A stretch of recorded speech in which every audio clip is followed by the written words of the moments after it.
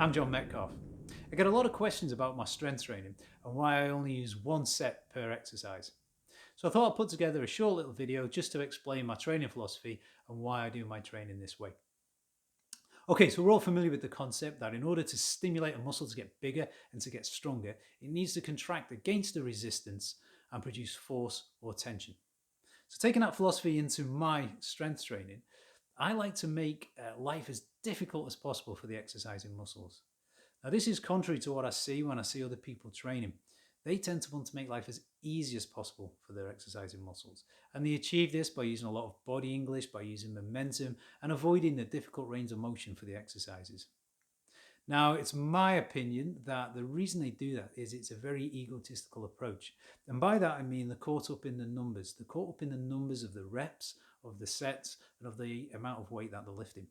So, of course, if they make life easier for the muscles, these numbers are going to go up.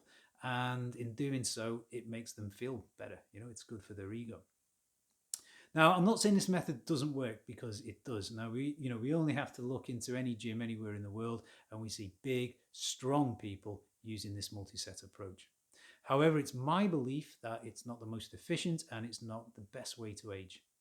So my approach is a Zen approach. I don't worry about the numbers. I'm just going off the feeling in the muscles, and I'm trying to make life as difficult as possible for the muscles.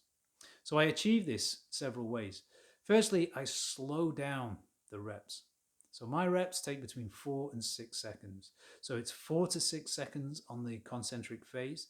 Then there's a second where I have a nice smooth turnaround into the eccentric phase, which lasts about 4 to 6 seconds. And then there's a second where I take a slow turnaround and then back into the concentric phase, and so on and so forth for the rest of the set. Okay, I also avoid the easy part of the range of motion. So, for example, in the squat, it's the top third which is very, very easy, and it's the bottom 2/3 which are very difficult. That is where I spend my rep range, in the bottom 2/3. That way, there's always tension on the muscles. Also, with the one set approach, I avoid what is known as teleanticipation. Now, teleanticipation is a subconscious thing where you pace yourself. For example, if I knew I had another 2, 3, or 4 sets to do, I'm going to pace myself on that first one. Whether I'm aware of it or not, I'm going to pace myself.